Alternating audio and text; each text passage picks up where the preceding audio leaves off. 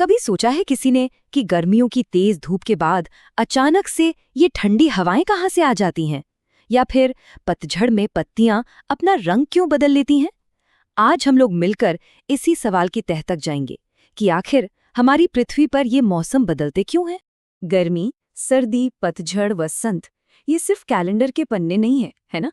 ये तो हमारे जीवन का एक हिस्सा है, एक लय है। पर इस लय के पीछे का साइंस क्या है? चलिए आज प्रकृति के इस सबसे बड़े रहस्यों में से एक को सुलझाते हैं। तो सवाल घूम फिर कर वही आता है, मौसम बदलते क्यों हैं? देखिए, ज्यादातर लोगों को लगता है कि इसका कारण है पृथ्वी का सूरज के पास या दूर जाना। पर क्या ये वाकई सच है या फिर कहानी कुछ और ही है?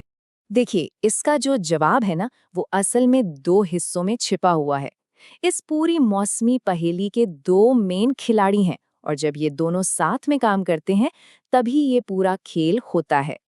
और वो दो कारण हैं। पहला, हमारी पृथ्वी एकदम सीधी नहीं है, वो अपनी धुरी पर थोड़ी झुकी हुई है। और दूसरा, वो लगातार सूरज के चारों ओर चक्कर लगा रही है, एक लंबे सफर पर है। बस यही झुकाव और यही सफर मिलकर मौसम बनाते हैं।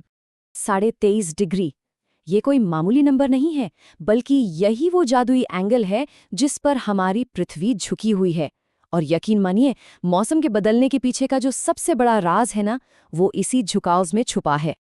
तो एक झुकी हुई पृथ्वी जो सूरज का चक्कर भी लगा रही है, आखिर ये दोनों चीजें मिलकर मौसम बनाती कैसे हैं? चलिए अब इस पहेली के सारे टुकड़ों को एक एक करके जोड़ते हैं। तो सबसे पहले एक बहुत बड़ी गलतफहमी को दूर करते हैं। मौसम का पृथ्वी की सूरज से दूरी से सच पूछिए तो कोई लेना देना ही नहीं है। असल खेल दूरी का है ही नहीं, बल्कि सूरज की किरणों के एंगल का है। मतलब किरणें सीधी पड़ रही हैं या तिरछी, बस सारा खेल इसी का है।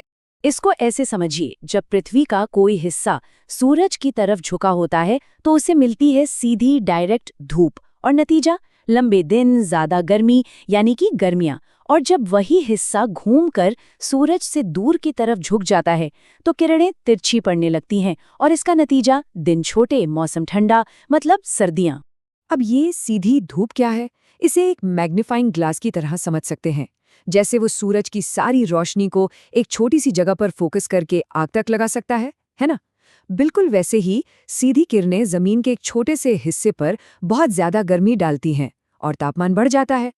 और वहीं दूसरी तरफ तिरछी धूप एक टॉर्च की रोशनी की तरह है। जब टॉर्च सीधी जलाते हैं तो रोशनी कितनी तेज होती है, पर जैसे ही उसे तिरछा करते हैं वही रोशनी बड़े एरिया में फैल जाती है और कमजोर पड़ जाती है। सूरज की किरणों के साथ भी ठीक ऐसा ही होता है, और इसीलिए तापमान ठंडा रहता है। लेकिन रुकिए, कहानी सिर्फ कड़कती गर्मी और कड़कती सर्दी पर खत्म नहीं होती। उन खूबसूरत मौसमों का क्या, जब ना तो ज्यादा गर्मी होती है और ना ही ज्यादा ठंड? वो परफेक्ट बैलेंस आखिर आता कहाँ से है? यही वो संतुलन है जो हमें वसंत में खिलते हुए फूल और पतझड़ के वो सुनहरे रंग देता है। होता क्या है कि साल में 2 बार पृथ्वी एक ऐसी पोजीशन में आती है जहाँ कोई भी ध्रुव सूरज की तरफ खास झुका हुआ नहीं होता।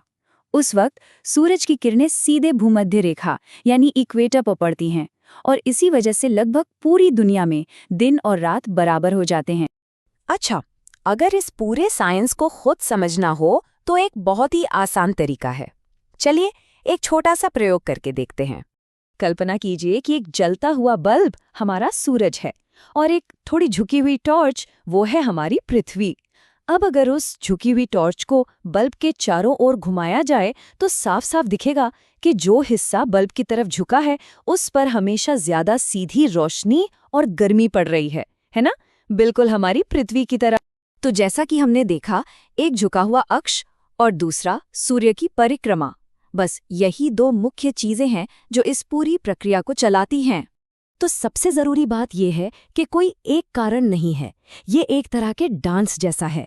पृथ्वी का अपने अक्ष पर लगातार झुके रहना और साथ ही सूरज के चारों ओर अपना सालाना चक्कर लगाना, इन दोनों का जो तालमेल है ना, वही हमें इतने खूबसूरत और अलग अलग मौसम देता है।